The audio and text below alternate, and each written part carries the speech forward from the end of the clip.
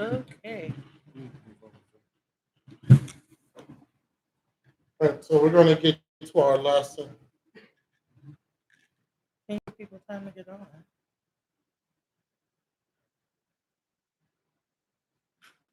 I haven't even got the alert yet.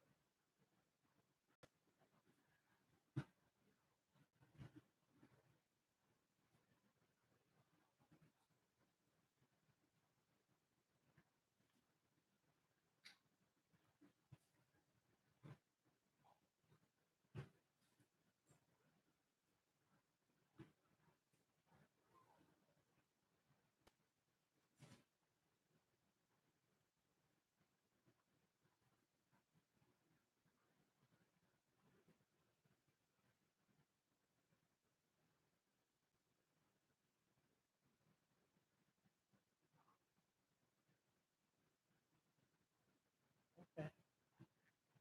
Looks I'm the only one on now.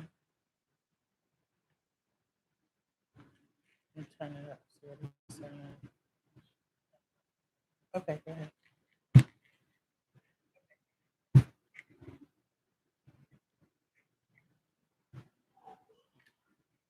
Right, so this is a holy day. This is the memorial of blowing trumpets, and it's the fall holy day. So what we're going to do this evening is we're going to finish the lesson that we did on the Shabbat. Last Tomorrow one. we will have our lesson on the memorial of blowing trumpets. So as we did,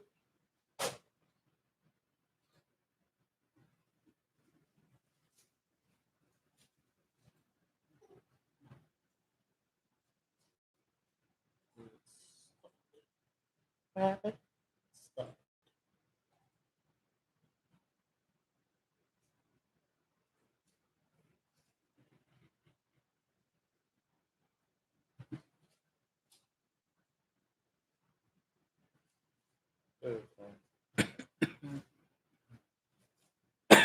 Okay, there it is. Yeah. all right, disclaimer, section 107 of the Fair Use Act, and There it is. information disclaimer, medical, we're not doctors. So we left off with folic acid.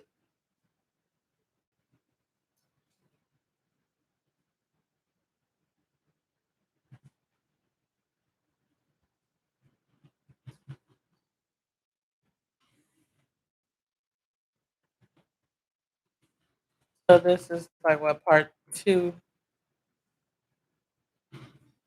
Technically three, Oh, part three. because we had to restart it. Oh yeah.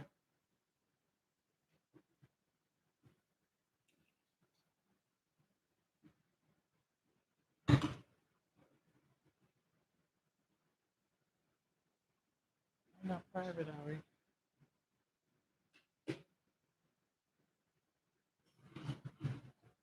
I don't know if we are or not.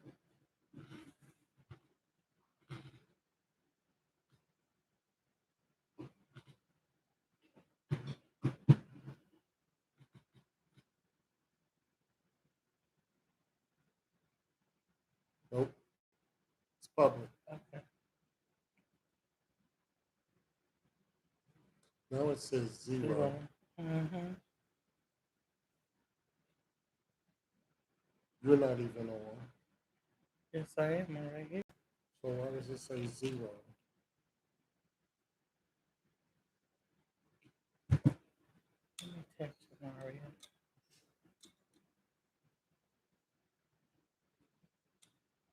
It's that TCL is on. Oh. Oh, so it's good. Oh, yeah, I'm not going to worry about that.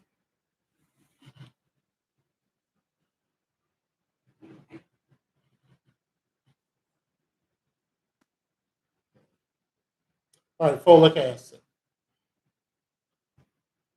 Folate is a vitamin, is a B vitamin.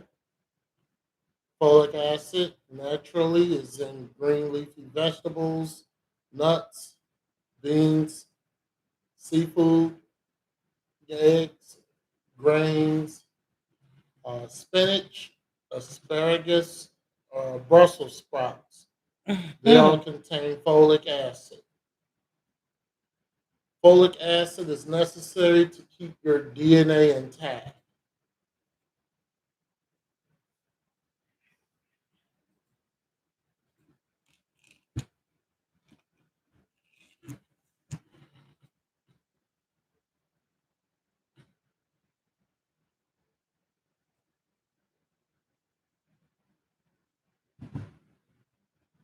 Welcome to another Patho video. This is the second of a two-video series on megaloblastic anemia. Today we talk about folic acid deficiency anemia. The two main causes of megaloblastic anemia are vitamin B12 deficiency, which we discussed in part 1, and folic acid deficiency, which we discussed in this video. Megaloblastic anemias come about due to impaired DNA synthesis that results in enlarged erythrocytes. It's important to remember that with megaloblastic anemias, lab results will show that the MCV, or mean corpuscular volume of the red blood cells, is increased, as we mentioned, and mean corpuscular hemoglobin content, or MCHC, is normal. A deficiency in folic acid can also bring about megaloblastic anemia. Unlike B12, but folic acid does not require an intrinsic factor to be absorbed. It is readily absorbed from the intestine on its own.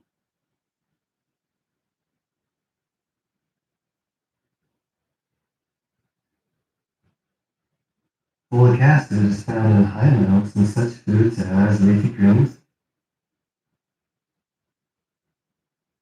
fruits and vegetables, cereals, and meats, but much may be lost during cooking. The most common causes for folic acid deficiency anemia include malnutrition or dietary deficiency, that are more commonly seen in the elderly and with alcoholism. Also, malabsorption diseases such as celiac disease increase the risk. Medications such as anticonvulsant drugs will interfere with the absorption of folic acid. And with cancer, neoplastic cells use a lot of folic acid in cell division, making DNA, so deficiency is common among these patients. Pregnancy greatly increases demands for folate due to the needs of the developing fetus. This concludes the video on folic acid deficiency. Thanks for watching. All right, so folic acid also stops birth defects like spina bifida. It is critical for pregnant women to maintain their folic acid, meaning that they should be eating a lot of green, leafy vegetables.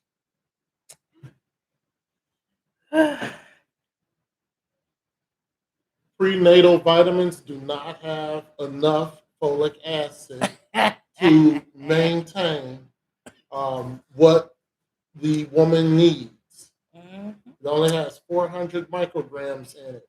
You need way more folic acid in your body. That's why certain prenatal vitamins are not worth taking, because you need the actual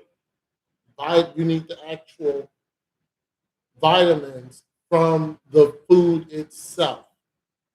A lot of leafy green vegetables, a lot of juices, beans, yeah. a lot of green beans, a lot of broccoli, high in folic acid. Huh? Vitamin K.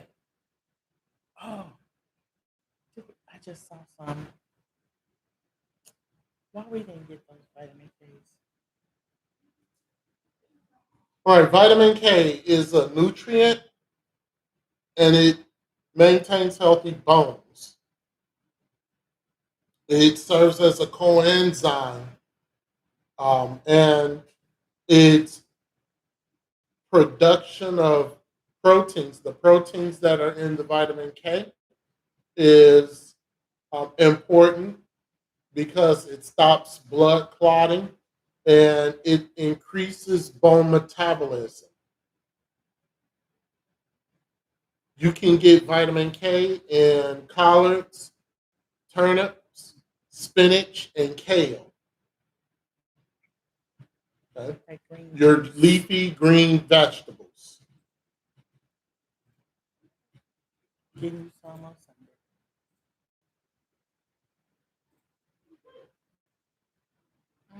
A certain pregnant woman around here, I've been trying to get to drink green juice with kale, but they won't do it.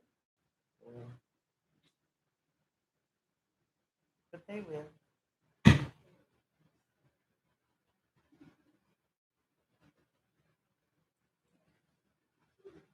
Vitamin K is a fat-soluble vitamin and is important for blood clotting functions and strong bones. Foods high in vitamin K include green leafy vegetables, asparagus, and olive oil. Deficiency and toxicity are rare. Deficiency is usually only a concern for individuals on blood thinners, as it reduces absorption of vitamin K. And in newborns, since vitamin K does not cross the placenta, and breast milk does not provide any significant amount. Newborns are usually given a shot of vitamin K to reduce any risk. The recommended amount of vitamin K to be consumed daily is 90 micrograms in women and 120 micrograms in men. For instance, 1/3 cup of cooked kale provides 353 micrograms of vitamin K. In fact, one serving of several types of leafy greens will provide the RDA. Vitamin K is a 1 on a rating scale. Most people do get enough of it in their diet. So vitamin K, there's Vitamin not too K much is a- as far as vitamin K deficiency because if you're eating the green leafy vegetables, then you are sufficient. Vitamin K is also found in broccoli, carrot juice, pumpkins, pomegranate, and okra. So you know, with babies, with newborn babies, they give them that vitamin K shot, Mhm. but it has to be something else mixed in with it because we saw the vitamin K shot was making babies jaundice. There was, they were kind of like an olive color. The eyes was yellow, so it Yeah, has to be something else mixed in with that. 'Cause probably. So, like we said earlier, vitamin K is used to help blood clotting, and vitamin K is used to stop bleeding from your wounds. People who are deficient in vitamin K, you bruise easily. You have constant nosebleeds. That means that you are deficient in vitamin K. Right? Iodine. Now, iodine is, if you remember last week when we talked about trace minerals, meaning that you don't need that much in your body, iodine is one of those. But iodine is very critical for thyroid functioning, to make sure that your thyroid is functioning properly. Now, iodine in its natural source, you can find it in seaweed. You can also find it in cod, yogurt, or milk. like the fish cod. Cod, fish, yeah. Uh, hmm Mainly in seaweed. there was this doctor who was saying that people should not eat seaweed, or because a lot of people juice it and they take a shot of it a day, Right. and it was like there's no nutritional value in seaweed. Hmm. But Everybody has an opinion. There's something else. I'll get to that later. Salt kills mucus. So another question, what is good for respiratory mucus, whether it's in the lung, whether it's chronic bronchitis or chronic obstructive pulmonary disease, lung conditions, asthma, sinus infections, sleep apnea, mucus deep into the sinus cavities. It's right here using salt. Not necessarily taking salt, but breathing in salt. There's a machine called a halo generator, which basically gives you something called halotherapy, which is breathing in salt air. So this machines basically take salt and ionize it and put it into the air. So you have it running when you're sleeping at night. It can actually loosen up the mucus in your lungs, in your sinuses, in your throat.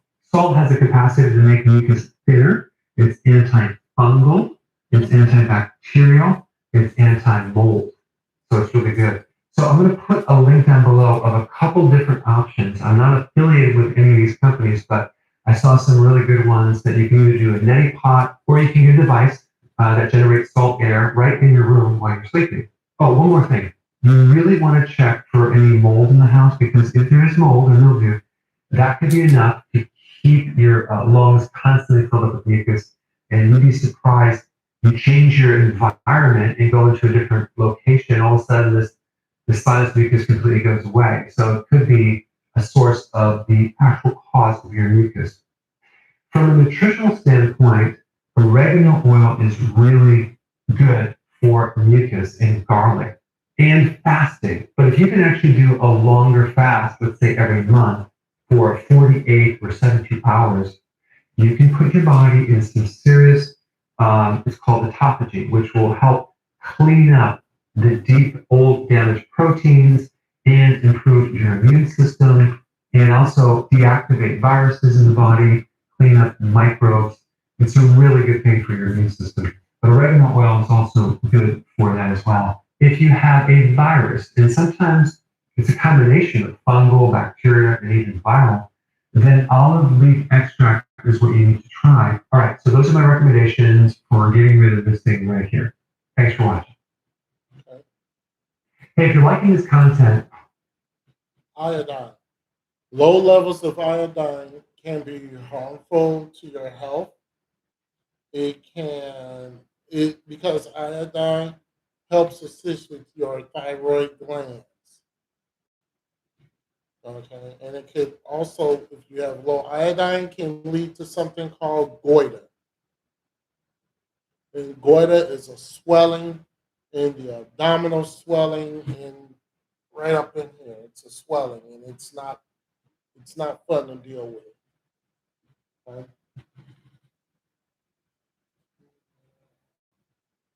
All right, more on iodine. in this video, we're going to talk about iodine. I'm going to really increase your awareness on this vitally important trace mineral.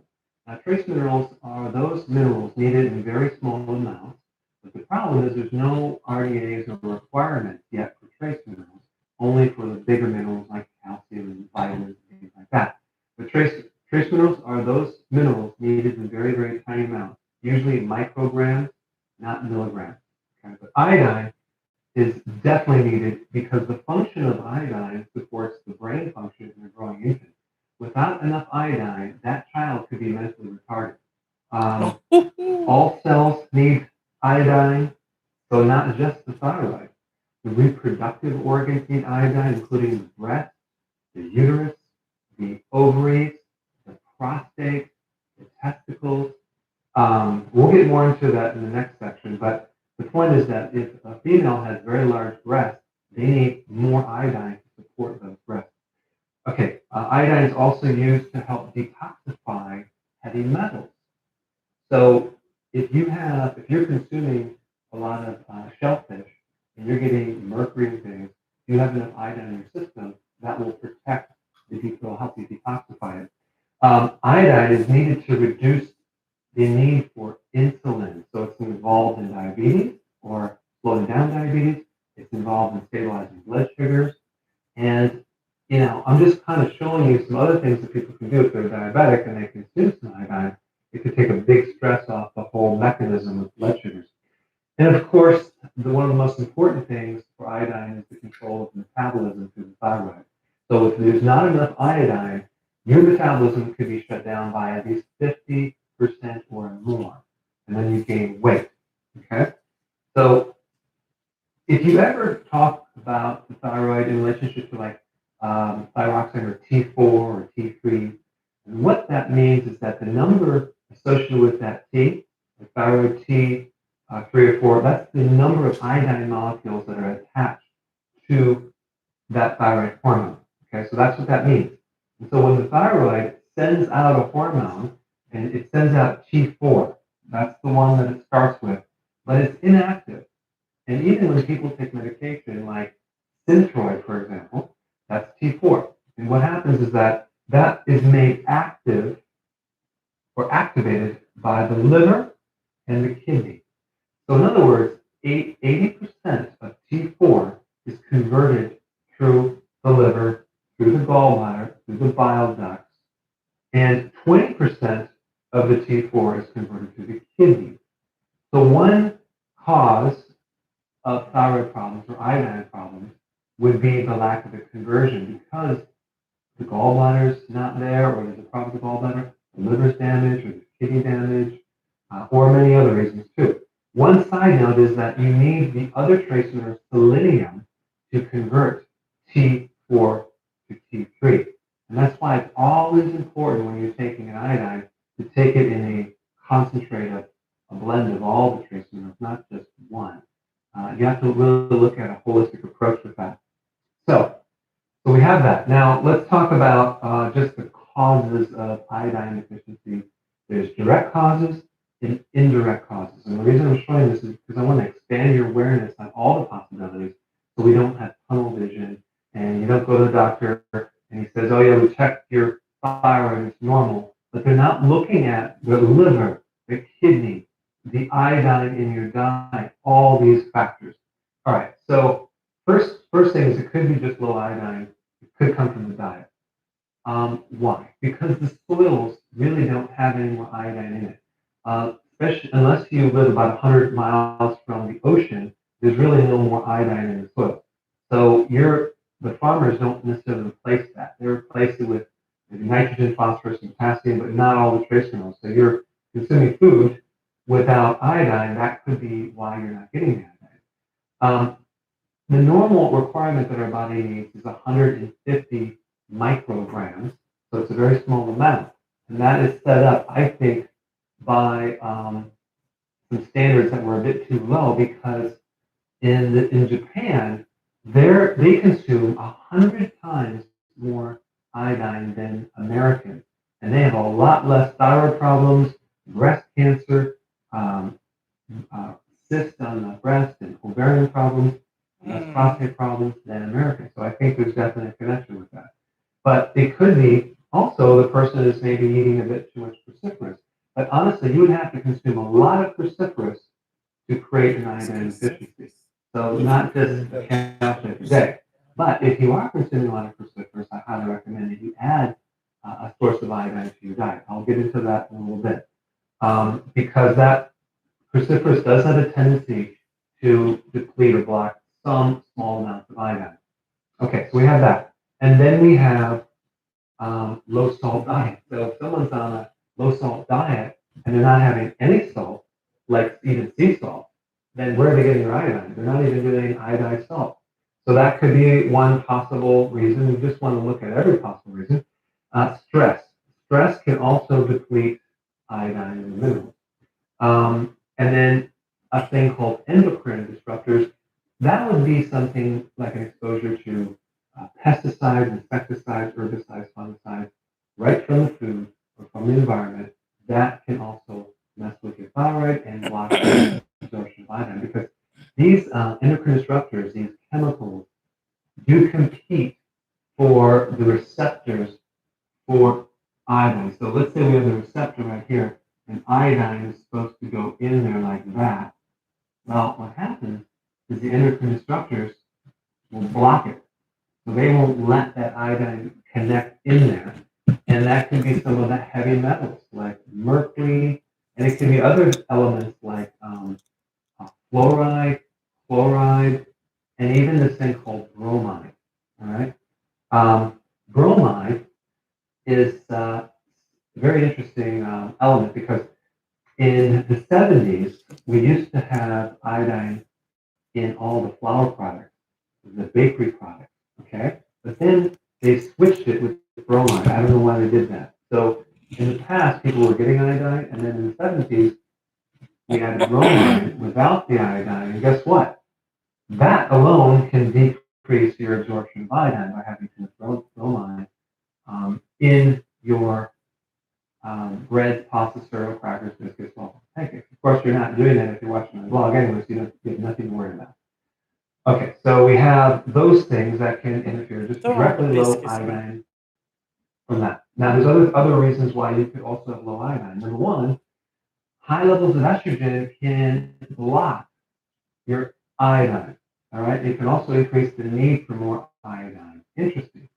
So that could explain why when you get pregnant, the spike of estrogen, you end up with a thyroid problem. Yeah, because of the spike of estrogen severely blocks the iodine absorption of the thyroid. So what are all the sources of increased estrogen? Number one, getting pregnant. Two, hormone replacement therapy. Three, birth control pills.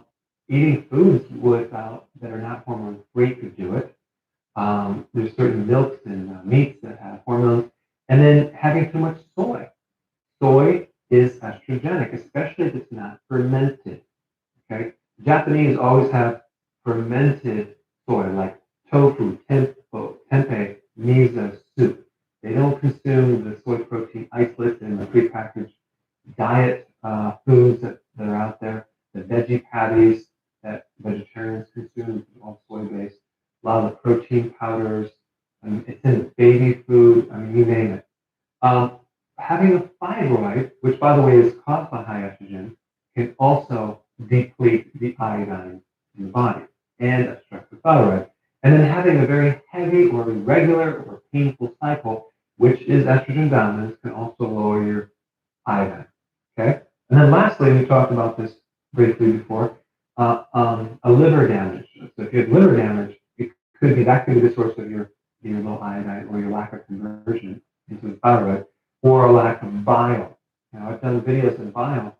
Bile is a detergent that helps break down the grease, and without enough bile, you won't have that iodine conversion, and that can mess up the thyroid or not allow you to convert the active form of the thyroid hormone to make it work. So it's always inactive, so it doesn't work. So you get a blood test, that doesn't mean anything. They're not looking at all the other possible causes of a thyroid problem. And so what causes low bile is sometimes when you become a vegetarian, you have no saturated fat. Well, saturated fats, some saturated fats stimulate the bile release. Without saturated fats, you can't, your gallbladder kind of shrivels up and you don't produce enough bile anymore. That could be one cause. And then stress, high levels of the stress hormone from the adrenal called cortisol, that one that makes the belly fat, that can also block your bile, therefore decreasing your iodine. So those are all the possible causes. And in the next part, I'm going to show you all the symptoms of iodine deficiency. Let's talk about the symptoms of iodine deficiency. Number one, you get fat. You gain weight all over. That would be a thyroid body type. Why? Because all of the cells are controlled by the thyroid and iodine, so all the cells get fat on them. It affects the cognitive. It makes you feel very, very sluggish and brain fog, especially in the morning. You just feel like you're waking up, you're not refreshed. That is one symptom. Even your IQ. Why? Because, again, remember the iodine affects the brain, especially in a growing person, but also an adult too. So not that you will feel mentally retarded, but you could feel a little mentally retarded. Psychiatric disorders, mental retardation, also are a lot of them are iodine deficiency. Of course, they just treat them with drugs. Unfortunately, they're not looking at the nutrition. Why? Because they're not taught nutrition in school. Only 25% of the colleges, universities that teach medical doctors teach nutrition, and out of those, they'll teach in 6 to 11 hours, maybe 20 hours. So you'd be better off asking a neighbor because they just don't have the information on these key natural remedies. Okay, so we have that. Cancer can also be as a symptom of an iodine deficiency. So if you want to go to a great website, and I'll post it down here, Jeffrey, it's DACH.com. I'll post it down there. And this medical doctor basically found that you can put a lot of breast cancer in remission by adding iodine to the diet. So I want you to read it if you are worried about cancer. And that's very interesting. Cancer of the breast, cancer of the stomach, and other cancers. Okay. Fibrocystic breast. Oh my gosh, there's a lot of research on taking iodine for fibrocystic breast to eliminate that problem. Why? Because the breast needs iodine, and without it, it forms little cysts. Especially when you're breastfeeding, you concentrate a lot of iodine, and that's why it's very important for a mother to consume enough of that trace mineral before she's pregnant, and maybe even during the pregnancy, in a very small amount, so that baby gets enough iodine. Because without it, she's going to crave all sorts of weird things to try to get it, but she might not get it. Okay, so fibrocystic breast is a symptom of iodine problem. Cyst on the ovaries or the testicle, prostate enlargement could be an iodine deficiency. Depression, fatigue, slow thyroid, goiter, a bulge of a thyroid right there enlarges. That could be iodine deficiency. A lot of menstrual cycle issues, polycystic ovarian syndrome. That would be those people that have facial hair, acne, they get gut weight, and what do the doctors do? They put them on metformin because they try to treat it for insulin resistance. But what about iodine? Give them some iodine. See what happens. Saliva deficiency. So your mouth can get really dry or dry eyes because the salivary glands or the other glands don't produce the fluid to basically dry out. That could be an iodine deficiency. And then thyroid nodules, and then migraines, and then miscarriages or stillbirths. All that can be iodine deficiency. Interesting. Foods that have high iodine would be strawberries, eggs, yogurt, and sea kelp. But check this out. You would have to consume, because the soils are so bad, 11 cups of strawberries to get your daily amount of iodine. So who's going to do that? 6 eggs. I have 4 a day, so I'll have to have 2 more. Or 2 large cups of yogurt every day to get your iodine. No one does that. So, or you can do 1/8 of a cup of sea kelp. But of course, what I'm going to recommend is do it in a capsule. I'm going to recommend to get some sea kelp, 3 to 6 capsules a day of about 500 to 600 milligram tablets. Now, that doesn't mean that it's 500 to 600 milligrams of iodine. That just means there's sea kelp. So they have all the trace minerals. So it's a smaller amount. But what's really cool about sea kelp is that it's from the sea. You have the selenium to convert the thyroid from T4 to T3. It's all plant-based. So in other words, it's not a direct rock or an element that our body has a hard time absorbing. Our bodies absorb plant-based trace minerals and just minerals in general. We do not do well with things that are not coming from a plant source or another source. So we need a plant source, that would sea kelp. And then also, you don't have to worry about trying to take a thyroid supplement that, like in high dosage, because a lot of times doctors use high dosage of iodine because it doesn't absorb, because they don't do it with plant-based. If you do plant-based, you don't need as much because the body can absorb it and it breaks it down very easily. So it's not about a shotgun approach, it's about just providing it for the body to start absorbing it over time. So that's the source that I recommend for you. So I hope this increased your awareness, and I will see you in the next video. A little long, but a lot of benefits. You mentioned kelp. Sea kelp has a lot of benefits to it. It helps with weight loss. It improves your body pH level. It prevents cancer. It increases bone density. And it's rich in other types of vitamins. You know, one thing he kept saying is that when you have people being diagnosed with all these different types of diseases, and he's saying what is the doctors are not doing is looking for deficiencies, Mm-hmm. in the body. So they're not looking for, low levels of iron or low levels of this. So I know we use a lot of seasoning, but guess what? And we have it. We don't use a lot of salt. We have a lot of salt, but for some reason, when we cook, we don't use it because guess what? We were always taught that salt was bad for you and it raises your blood pressure. The salt. What's bad is the what's the name of the salt? It's Iodine salt. That's bad. so the regular box of salt you buy in the store, Right. That's what's bad. that's not. It doesn't have any properties in it. Right. It doesn't have any. Because when they go through the process, everything is taken out. Everything is taken out. It's iodized. So that's why they said to use the pink Himalaya salt. I think it's pink, black salt, Yeah. and Or something sea salt. sea salt. Yeah. So what? Because remember years ago when we lived in Arizona, we used to take like 2 drops of iodine in a little water in the morning, like a shot in a shot glass. Right. We would put water and 2 drops of iodine. Mm-hmm. And that's all we did. And I think we took some other kind of vitamins with it.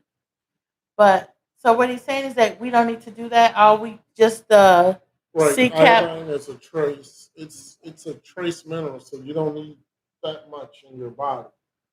But if you're taking like he mentioned, sea kelp, the capsules, if you're taking that, then you'll be fine.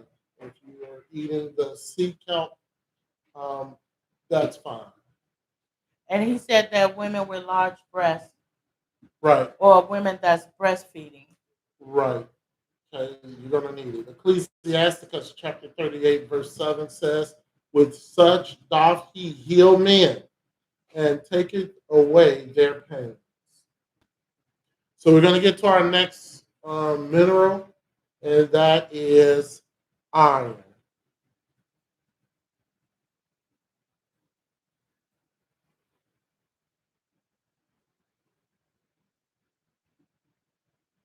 Iron is very important. Very important. The protein that is in iron carries oxygen from the lungs, and it delivers oxygen from the lungs to the tissues in your body because your muscles, the tissues need oxygen. And iron does that. Iron also makes healthy red blood cells.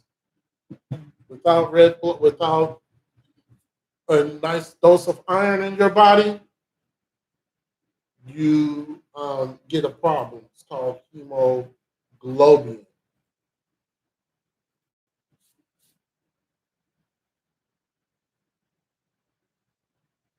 Do you realize that over a billion people on this planet are deficient in iron? I was actually pretty surprised to hear that. Mm-hmm. So today we're going to talk about iron deficiency anemia. So here are the symptoms: fatigue, pale, if you're losing color, brittle nails, you get those little grooves in your nails, hair loss, thinning of the hair, twitching, feeling irritation, pica, you crave dirt or clay. Number 9, you have the urge to consume ice or chew on ice. And number 10, restless leg syndrome. Now, there's actually more, but these are the main ones. Now, the question is, what is causing this? Well, excessive menstruation, okay? Excessive bleeding. And by the way, if you're female and your cycles are very heavy, that means you have estrogen dominance. I'm going to put a link down below for you to watch later. but there's some things that you can do to reverse that problem. Number 2, ulcers. It could be an ulcer in the stomach or even the small intestine that you don't even know about. Number 3, hemorrhoids. I have a very good video on this. You want to support your liver? There's a really good remedy. I also have a remedy on this as well. I'm going to put the link down below involving taking zinc. Number 4, colon cancer could potentially cause anemia. Number 5, dietary. You're a vegan and you're only consuming beans and grains and plants. Those food have what's called non-heme iron, and you only absorb a very, very small amount. It's like 1.4% of the iron. So you'd have to consume a tremendous amount of plants to get your iron. The problem is a lot of the plants and grains have certain things like oxalates or phytates that block iron. The best source of bioavailable iron is called heme iron. It is from seafood, red meat, poultry, eggs, and even insects have a high level of heme iron, just in case that you may get that urge, late at night if you want a snack. And I'm being very sarcastic. All right, number 6, certain antibiotics can deplete you of iron.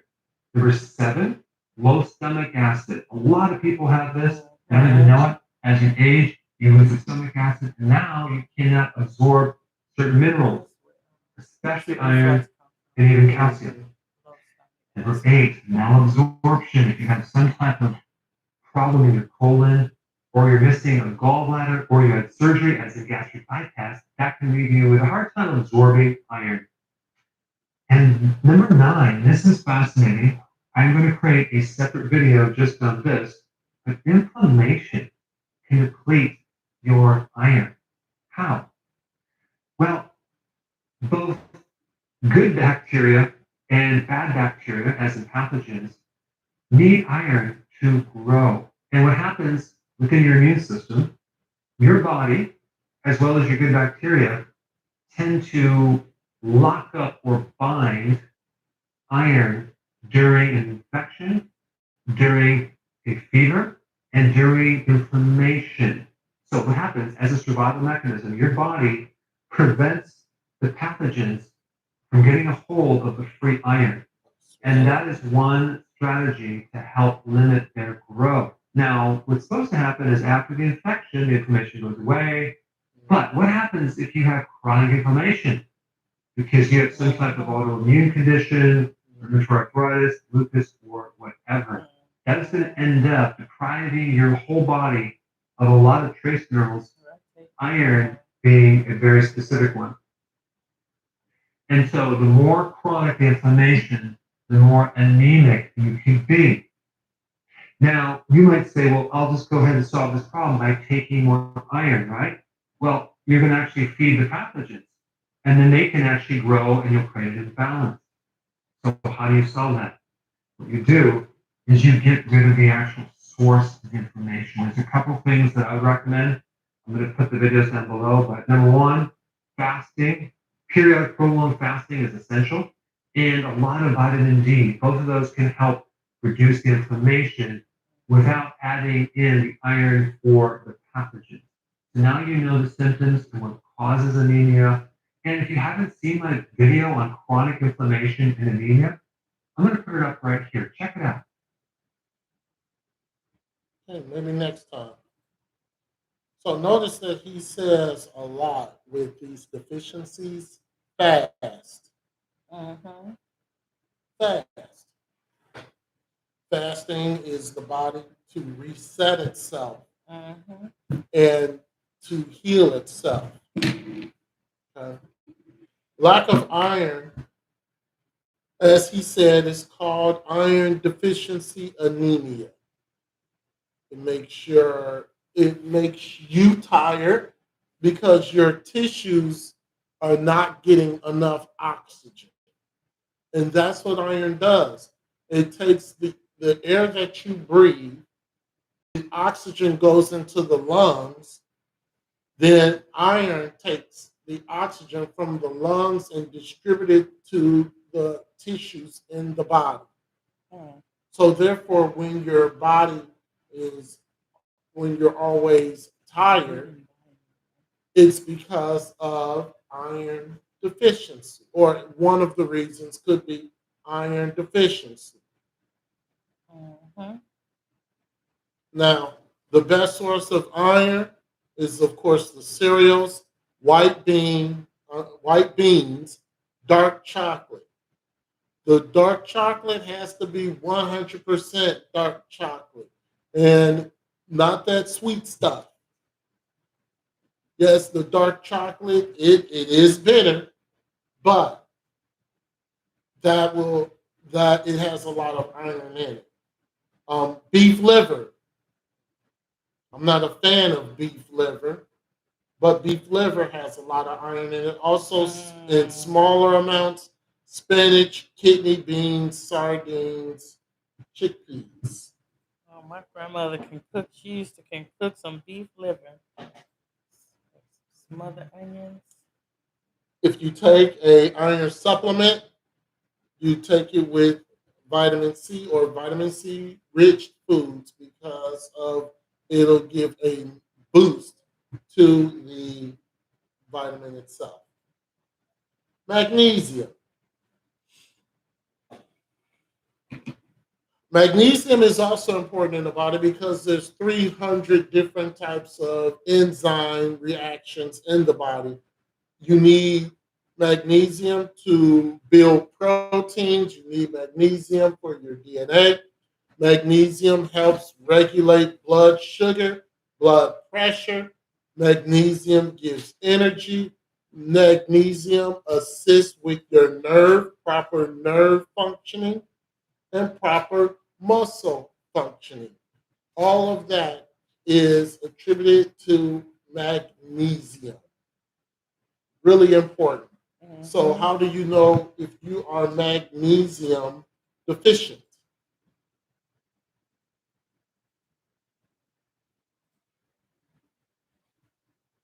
So we're going to talk about the 5 most common subclinical magnesium deficiency symptoms. Okay, magnesium is a coenzyme. Okay, what does that mean? Coenzyme. It is a helper nutrient for enzymes. Enzymes do all the work in the body. The chemical reactions, the building of tissue, the repairing of tissue are all done by enzymes. And magnesium, other minerals, and vitamins and trace minerals are essential. They're essential. Your body needs them or things don't get done. They're like little keys that allow enzymes to work. And magnesium is involved in over 300 enzymes, okay? From energy production to DNA repair and even preventing mutations that could eventually end up as cancer. It's involved in so many chemical reactions. The problem is that it's very difficult to detect magnesium deficiencies because most magnesium is inside the cell. Just like potassium, for example, it's inside the cell. Sodium is outside the cell, and that's very easy to detect, but magnesium is very difficult. The other point about magnesium is that the RDAs are roughly about 450 milligrams. There are certain groups of people who suggest that we need even more. We need like up to 600 milligrams. But the average person has much less than 450 milligrams. And when you're deficient in magnesium, your calcium automatically starts going up the body. And we know a lot of people have a problem with calcium deposits, calcium in the soft tissues, not just from a lack of vitamin K2, but it could be from a magnesium deficiency as well. Let's say that you have a certain amount of magnesium. It's not a lot, but it's just a little bit. The body is going to ration out that magnesium to only essential places, only essential proteins, things that involve present time survival, not long-term repair or even probably preventing mutation. So here the body is using the magnesium to cope with the daily stresses of life at the expense of a longer life. So if you're deficient in certain nutrients, it can actually shorten your life. And you can have more mutations and less repair in the body. So there's 5 big clues that you may have a subclinical deficiency of magnesium. Number 1 is fatigue, because magnesium is involved in creating ATP, which is the energy currency of the body. Number 2, cramps, especially at night. in the calves, in your feet. Number three, high blood pressure, because without magnesium, you won't have the elasticity in the circulation of the vascular system. So things become hardened, okay? And that's going to increase the blood pressure. Number four, you become stiff, especially in the morning when you get out of bed. Number five, irregular heartbeat. But potassium is also involved as well. So it could be a combination. So you might have skip heartbeats and then maybe palpitation. Then the beat starts becoming irregular. It's just a simple mineral deficiency. So these are the 5 clues that you may have a magnesium deficiency. So where do you get magnesium? Okay, it's at the heart of something called chlorophyll. And chlorophyll makes up the green stuff in leafy green vegetables. So the solution is very simple. Add a very large salad or 2 medium-sized salads to your day and get enough magnesium and watch these go away. Thanks for watching. I just want to say thank you. So why are we doing this? We're not medical doctors. You still should consult your doctor. But why are we doing this? Because through the Holy Spirit, we found out that a lot of our people, well, we know a lot of our people are dealing with all these sicknesses and diseases, and then they're being written all these different types of prescriptions that does not fix or heal them from what they're originally going for, like whatever the sickness or disease is. Because what is happening, these prescriptions is bringing on more side effects. So the person is getting sicker, and then eventually people die, or they just keep getting all these prescriptions that is not helping them. So let's go back to Genesis. Why was everything before Yeshua created us? He created the garden first, didn't he? And he made sure that the garden was set up, that it was matured. So when he created Adam and Eve, he knew that Adam and Eve was going to eat from this garden, and this garden had to do what? Minister, replenish their bodies. Right. And so when you start growing things and you have pesticides in it, and like you said, even with the iron, it's not being put back into the soil. Right. So people are like they're not really farming the right way, the way it should have been done. So a lot of our people are sick, and you can be vitamin D deficiency and be sick and going through all this stuff, and the doctor keep giving you medicine more and more. Some people even have operation and have things removed. Right, and they don't need it. And they don't need it. They was just a mineral or a vitamin deficiency. That's all they needed. Right. So that's why we're doing these lessons, and we have some lessons coming up in October. So with magnesium, if you eat sweet potatoes, almonds, pumpkin seeds, eggs has a lot of vitamins in it and nutrients in it. Sunflower seeds, Brazil nuts, spinach, all of those have a good source of magnesium. Carbohydrates like breads, potatoes, rice, brown rice contains magnesium also. People who have diabetes, alcoholism, or any type of stomach issues, that leads to what he said in the video as far as malabsorption, which is an inadequate level of magnesium in your body. Okay. So the next one is potassium. Potassium is like electrolytes, and it's electrolytes for the body. Potassium, what that does is it regulates the blood pressure, and it helps with your kidney functions. You need potassium in your heart, your brain, and your nervous system to function properly. Okay? Potassium is critical in your body to maintain a balanced of, and I believe he said it in the iodine video, sodium to potassium. It's critical to have that balance in your body. Okay, so let's see about cellulite and how is that tied to potassium. Mm.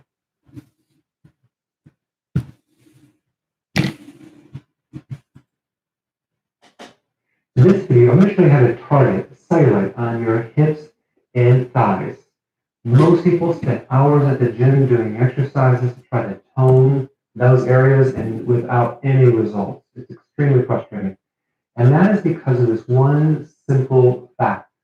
It's not the fat. That jiggly stuff on your hips and thighs is actually not fat. Now, it's one of two things.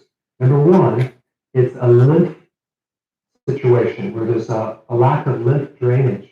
The lymph nodes that you have are, it's like an extra circulation to the body that have, there's like these little nodes that accumulate through your neck. You have lymph nodes through here for the immune system. You have them through the abdomen. You have them on the thighs. They're all over the place. And they can create a lot of inflammation and soreness when you press in them. So a lot of women that have a stagnant lymph situation in that area, it looks just like cheese. It's like a kind of a jiggly type fluid retentive thing. Now, I study a lot about planting and growing vegetables and things like that.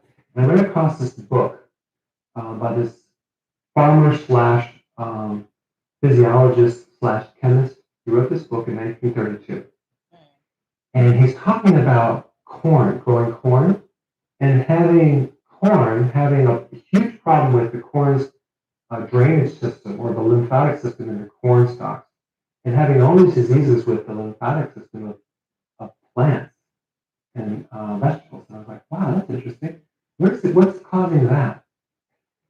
And then he goes on to talk about if there's no potassium in the soil, the plant's drainage system becomes blocked, becomes a problem. I'm like, oh, that's interesting. So I took that information and I wonder if it was the same in our human bodies, that if you were to consume more potassium, I wonder if that would push the fluid out. Well, guess what? Sodium and potassium work as a kind of an alternative opposite effect. So if you're high in sodium, you retain fluid, right? If you're high in potassium, you can get rid of the fluid retention. So then I looked at potassium, and I wanted to know how much potassium our bodies needed. And I found out the daily recommendation is 4,700 milligrams. That's crazy. That's a lot of potassium. That's what our bodies need every single day. So then I compared what people consume per day, and I found it was something like a real small, like less than 1,000. And you might say, well, I eat bananas, right? Bananas have 300 milligrams of potassium. Well, guess what? You need 4,700. You'd have to have 12 bananas a day. So right there, that told me that hardly anyone is getting enough potassium. And if you have lymphedema or swelling or edema or fluid in your lymph and you're not getting potassium, no wonder it's not working. So a real big tip would be to start to spike up your vegetable content to get enough potassium to push some of this fluid out, because it happens in plants. Why would it happen in our own body?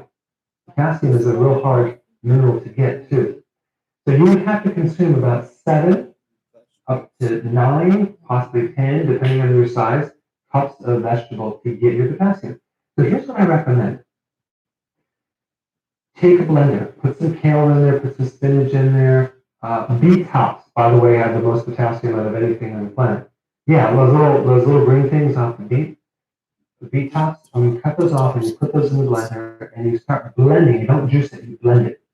Put a little bit of berry in there, maybe blueberry, maybe strawberry. Blend it up with water. Drink one of those a day. Like fill it up here and then drink half, then drink another half the other part of the day. Maybe add some avocados to there. Start increasing more potassium to your diet. If your problem is lymphatic water retention, and then that problem will go right away. That's one step right there. So try that. The other cause of cellulite Usually happens when you get in your 40s and your 50s when you get close to menopause. And the reason for that is your adrenal glands, which are little glands on top of the kidney, those stress glands, they're the backup organ to the ovaries. And so at age 52, or even before that, the ovaries stop working. They stop releasing eggs. The adrenal gland, because they make the same hormones, start having to do more work, and they start backing up the ovary. If they're stressed out going into menopause, that's when you have a lot of problems with weight gain after menopause, hot flashes, and etc. But if there's a problem with adrenal during that period of time, one of the symptoms is atrophy. Atrophy. What is atrophy? Atrophy is a shrinkage of your own lean body mass. It's your muscles. Your muscles break down. Your muscles turn into mush. It's hard to tone them. So you can have either that cellulite could be a fluid situation, or it can be an atrophy situation where you have loss of muscle, not because you're not eating proteins or exercising, simply because hormonally it's very destructive on your protein. So what do? For that situation, you would want to strengthen the adrenals. Find something that targets and strengthens these adrenals and improve them. And part of it is sleeping and doing the right exercise and aligning your lifestyle with the support of the adrenal. But this is what I'm trying to say instead of just trying to burn off this so-called fat on your hips, why don't you just fix the adrenal? It's a lot easier. Okay, so those are the two underlying reasons for cellulite, and I want you to, apply some of the stuff I just showed you, and let me know how it works. Okay, hope that helps. I'll see you in the next video. Okay, potassium, very important. I'm waiting for an apology from my family because we take all these vitamins and the foods and everything. And people complain about it. And so potassium. I'm gonna add some more. Too much sodium and not enough potassium in your bodies. So potatoes, prunes, sweet potatoes, carrots, bananas, leafy green vegetables, cantaloupe, tomatoes. Good source. Mm-hmm. What can benefit you from having a nice amount of potassium in your body? Your muscles contract the proper way. You have a higher alkaline content in your body. You're not swollen all the time. Yeah. It builds muscle. It regulates your blood sugar. It lowers your blood pressure. It treats cramps, and it also you're not as tired as much. And that is so true because when I had slacked on taking my vitamins, and I started getting a lot of cramps in my legs and in my feet at night Mhm. because I like bananas, but come on, You don't need. You're not going to be able to eat all that. right? But it's true. What he's saying is true because I experienced it. And then my when I start back taking the potassium, it goes away like instantly. It goes away. Right. So see, the thing is that um, maintaining a vegetable and fruit, maintaining that and keeping that in what you eat on a daily basis, not on a weekly basis, on a daily basis, you can get the nutrients that is needed from the fruits and vegetables and fish and certain red meats. Okay? Sally, Have I ever heard? this is another trace mineral. But this trace mineral, and it's funny because the trace minerals are the ones that help the thyroids and the immune systems. So this one you need for your thyroid, you need for your immune system. It's an antioxidant. It protects your cells and it protects your cells and your tissues in your body. Again, Brazil nuts are full of selenium. Organ meats, eggs, full of it. Okay?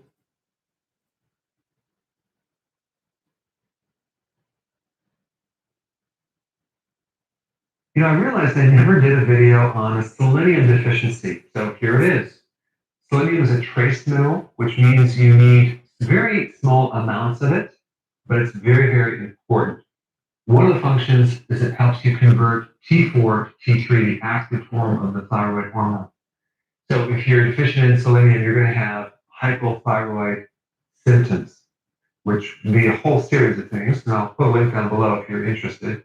DNA synthesis. So your DNA needs selenium to be created. If you're eating foods high in selenium, let's say you're doing some Brazil nuts, tuna, shrimp, sardines, or sea kelp, and you have some of these selenium deficiencies, it could be because you have intestinal absorption problems, or you have a gastric bypass, or you're older. As you reach 90 years old, you really become deficient in selenium. You just can't pull it in anymore. Also, if you're on statins, you will be deficient in selenium. Selenium makes up a lot of different proteins. And one big one is glutathione, which is like the master antioxidant. And if you're deficient in glutathione, you're definitely going to have some heart problems. The heart can even enlarge. Another symptom of a selenium deficiency is infertility, as well as number 8, low sperm count. Number 3, myocardial necrosis. What is that? That is actually breakdown of the heart tissue. And this occurs when you also have an iodine deficiency, which, by the way, is actually quite common to have an iodine deficiency. Number 4, muscle weakness. Number 5, mood problems, anxiety, feeling confused. Number 6, fatigue, probably because of this right here, and brain fog. Your hair needs selenium. Well, guess what? Hypothyroid, okay, that can cause hair loss as well. And then I already mentioned low sperm. So definitely don't forget about selenium, Brazil nuts, tuna, shrimp, sardines, sea kelp, other seafood, and other fish that's from the ocean. All right, thanks for watching. Before you go real quick, I have a...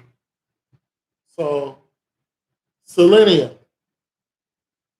Selenium, low in levels. Some sardines, girl. You want selenium in your diet because, well, if you want kidney dialysis for the rest of your life, then you don't have to worry about it. But if you want not to be on dialysis, because dialysis removes selenium from the blood itself when they're filtering and cleaning your blood, they're actually removing certain minerals from your blood, which makes you sicker. Oh my goodness! So someone going through dialysis, or their kidneys they should be consuming. If they're going through dialysis, first they need repentance, Yes. deliverance, but more than likely what's happening is either two things. Either there's mucus or there's a deficiency in the vitamins. Well, So, the mucus can cause the deficiency. right. But like you said, and we said it last week, this is the physical side of this, but spiritually, you must repent of the sin that you're doing and stop doing the sin. Right. And you must go through deliverance. And we know that when you go through deliverance and the spirit comes out, the demon comes out, it could leave these type of deficiencies, sickness, and diseases. Right. So you have to be able to replenish. You have to heal. Now it's time to heal the body. Right. So you have Brazil nuts, yellowfin tuna, halibut, sardines, grass-fed beef, turkey, liver, chicken, eggs, spinach. You never had beef liver. Yeah, I have had beef liver on numerous times. The big mama cooked it. Mm, See, it wasn't cooked right. Beef liver, it was good. It wasn't cooked right. No, It was, no, I'm telling you. no. Brazil, never mind. We already talked about that. Whole grains like rice and cereal contains selenium. Selenium deficiency, you don't want to deal with that. All right. Our last one will be zinc. Zinc is a mineral that's necessary to maintain your sense of smell and taste. Because loss of the sense of taste and smell is signs of COVID. Oh, really? Zinc plays a more significant role in viral infections. Zinc deficiency.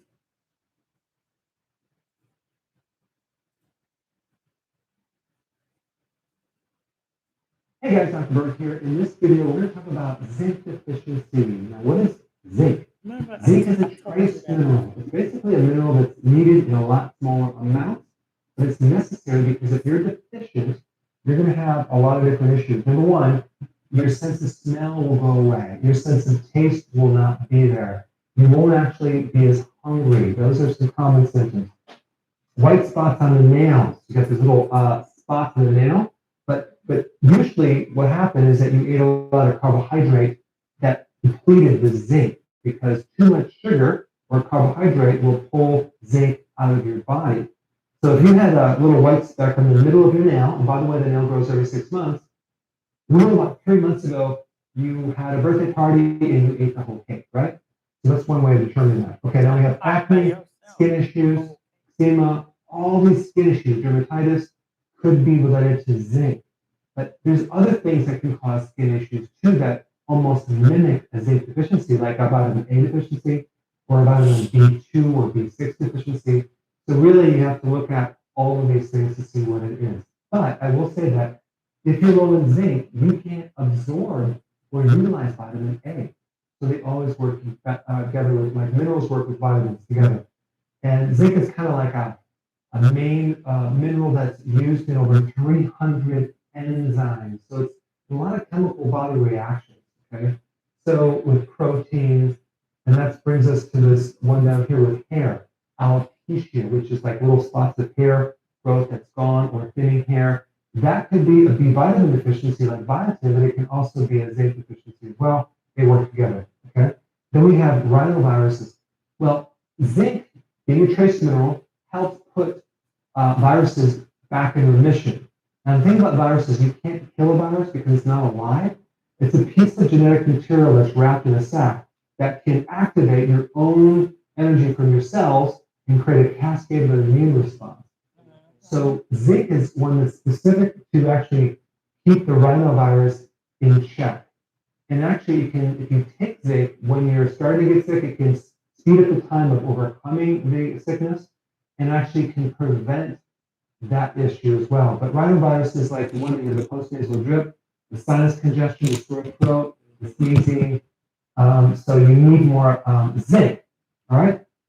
And then we have lower testosterone, both in male and female. If you have low testosterone, your libido will be very low. Okay. That can come from zinc deficiency. And then mouth ulcers. Again, that can come from other things, but that little sore on the inside of the mouth, which is usually virus related. The viruses like herpes can come out of remission if you're under stress, and because the zinc becomes deficient. So sugar and stress will deplete the zinc reserves. Okay, because more cortisol pumps out, and then it needs zinc to use for the immune system, and then basically deplete your zinc reserves. So it's involved in a lot of different enzymes. Now it's in oysters that has a lot of zinc from the sea, of course. And then it's in animal like beef, it's in pork, it's in red meat, it's also in sea kelp. It's in a lot of foods, but it's really high in these foods right here. And also zinc actually helps make the white blood cell. So the adrenal gland controls the white blood cell, suppresses the immune system, and and zinc is involved in that whole process. So we have a relationship between countering stress, having trace minerals to make sure that your immune system is strong. Okay. So here are just, and lastly, I want to talk about in other countries, like not in America but third world countries, a lot of children and infants will die because of a zinc deficiency because they have diarrhea, and so zinc is, unfortunately, they don't put it back in the soils. So it could be a factor of it's either not in your food because it's not in the soil. It could be that you're trying to get your zinc from grains, but not if there's a certain inhibitor for zinc and other minerals called phytic acid in grains. So that chemical in the grain naturally prevents the absorption of minerals. Okay. And then also, if your stomach acid is not strong enough, you're not going to pull that acid in too. So if you have heartburn, you have GERD, indigestion, chances are you're zinc deficient just from that alone. Okay. So there's a lot of different aspects of zinc. I wanted to cover some of them, but there's a lot more. But I hope this helped, and I will see you in the next video. Zinc. Your immune system is important. Your body, when there's a wound and there's healing, that's important. Zinc is one of the minerals that assists with that. Zinc also helps your eyes, keeps your vision sharp. Zinc, you can get it out of fish, meat, poultry, beans, yogurt.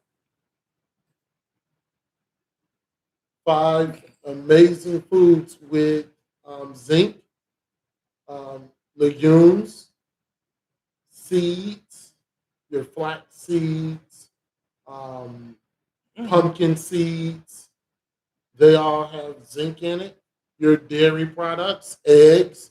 If you notice, a lot of these minerals that we have went through, eggs, sweet potatoes, dark chocolate. Zinc deficiency can reduce your immune system. It can put retardation in you, loss of appetite, diarrhea, hair loss, impotence. Ecclesiasticus chapter 38, verse 2 says, "For the Most High cometh healing, and he shall receive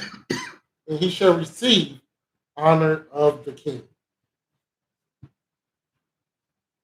Myrrh, frankincense, galbanum, vitamin B, vitamin D, vitamin C, vitamin B12, many other oils and vitamins can help protect against all types of sicknesses and diseases.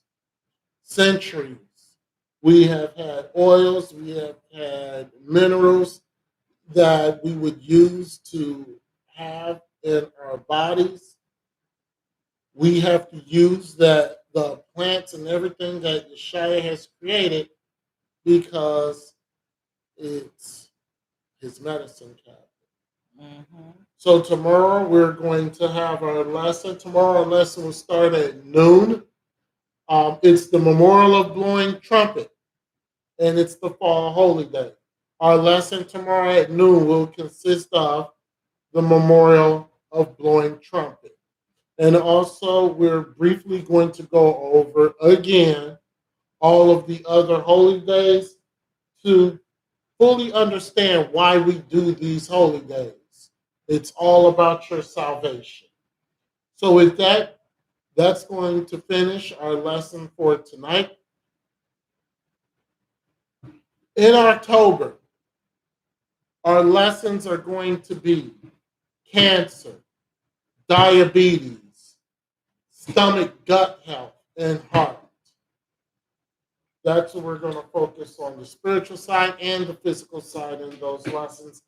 Those will be for the Shabbat. With that being said, we want to thank you for joining us on live stream. If you've enjoyed the lesson and found it educational, like, share, and subscribe. Hit the notification bell. That'll let you know when we go live. We will see you tomorrow at noon. Eastern Standard Time. Remember, there's no women's Bible study tomorrow. Kwam Yashar. Kwam Yasha Allah.